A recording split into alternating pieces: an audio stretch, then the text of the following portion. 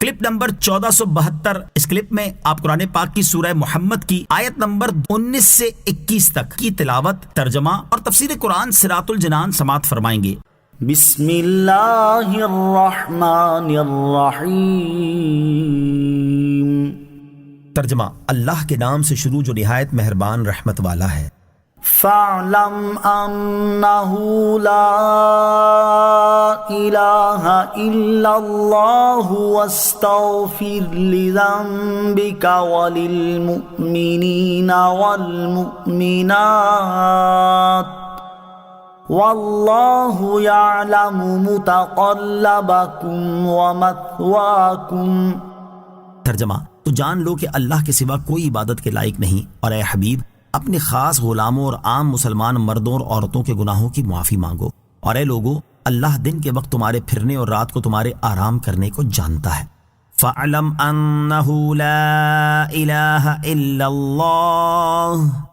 تو جان لو کہ اللہ کے سوا کوئی عبادت کے لائق نہیں، یعنی جب آپ نے جان لیا کہ قیامت قائم ہوتے وقت نصیحت حاصل کرنے سے کوئی فائدہ نہ ہوگا، تو آپ اللہ تعالیٰ کی وحدانیت کے بارے میں جو علم اور یقین رکھتے ہیں اس پر قائم رہیں، کیونکہ یہ قیامت کے دن ضرور نفع دے گا۔ وَاسْتَغْفِرْ لِذَنبِكَ وَلِلْمُؤْمِنِينَ وَالْمُؤْمِنَاتِ، اور اے حبیب اپنے خاص غلاموں اور عام مسلمان مردوں اور عورتوں کے گناہوں کی معافی مانگو۔ یہاں آیت میں اگر خطاب حضور اقدس صلی اللہ تعالیٰ علیہ وسلم سے ہو تو اس کا یہ مطلب نہیں ہوگا کہ نبی کریم علیہ الصلوۃ والسلام سے کوئی گناہ ہوا تھا جس کی معافی مانگنے کا فرمایا گیا، کیونکہ آپ یقینی طور پر گناہوں سے معصوم ہیں، بلکہ یہ کسی دوسرے مقصد کے پیش نظر فرمایا گیا ہوگا، جیسا کہ امام جلال الدین سیوطی رحمۃ اللہ تعالی علیہ فرماتے ہیں نبی کریم صلی اللہ تعالیٰ علیہ وسلم گناہوں سے معصوم ہیں، اس کے باوجود آپ کو گناہ سے مغفرت طلب کرنے کا فرمایا گیا۔ یہ امت کی تعلیم کے لیے ہے تاکہ اس معاملے میں امت آپ کی پیروی کرے، اور نبی کریم صلی اللہ تعالیٰ علیہ وسلم نے مغفرت طلب بھی کی ہے، چنانچہ ارشاد فرمایا میں روزانہ 100 مرتبہ اللہ تعالیٰ کی بارگاہ میں استغفار کرتا ہوں۔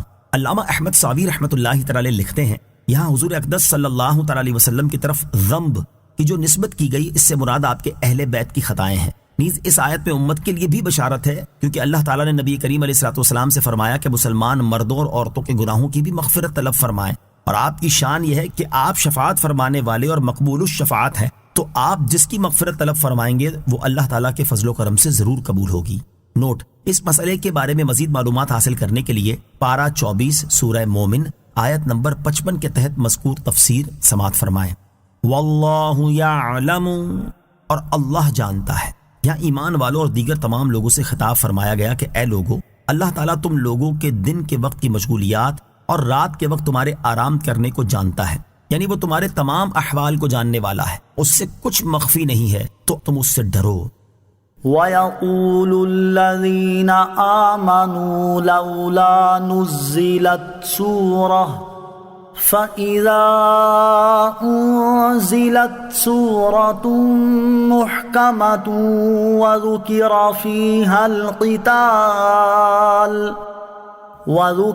فِيهَا الْقِتَالُ رَأَيْتَ الَّذِينَ فِي قُلُوبِهِم مَّرَضٌ يَنظُرُونَ إِلَيْكَ نَظَرَ الْمَغْشِيِّ عَلَيْهِ مِنَ الْمَوْتِ فَأَوْلَىٰ لَهُمْ طاعة وقول معروف فإذا عزم الأمر فلو صدقوا الله لكان خيرا لهم۔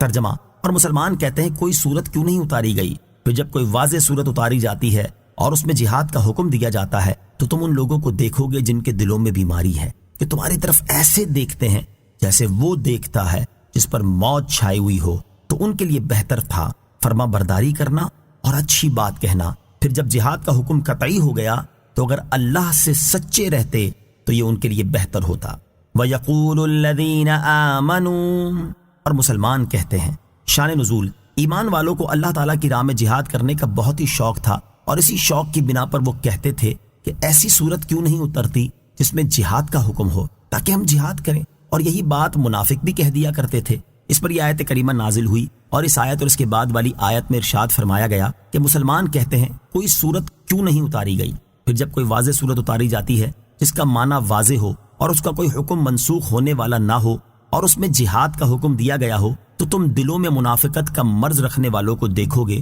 کہ وہ پریشان ہو کر تمہاری طرف ایسے دیکھتے ہیں جیسے وہ شخص دیکھتا ہے جس پر موت کے وقت غشی چھائی ہوئی ہو۔ حالانکہ اگر یہ اس وقت اللہ تعالیٰ اور رسول کریم علیہ الصلوۃ والسلام کی فرما برداری کرتے اور اچھی بات کہتے تو یہ ان کے لیے بہتر تھا۔ تو جب جہاد کا حکم قطعی ہو گیا اور جہاد فرض کر دیا گیا تو منافقوں نے اس سے جان چھڑانے کے لیے کوششیں شروع کر دیں۔ حالانکہ اگر یہ ایمان اور اطاعت پر قائم رہ کر اللہ تعالیٰ سے کیے ہوئے وعدے میں سچے رہتے تو یہ ان کے لیے بہتر ہوتا۔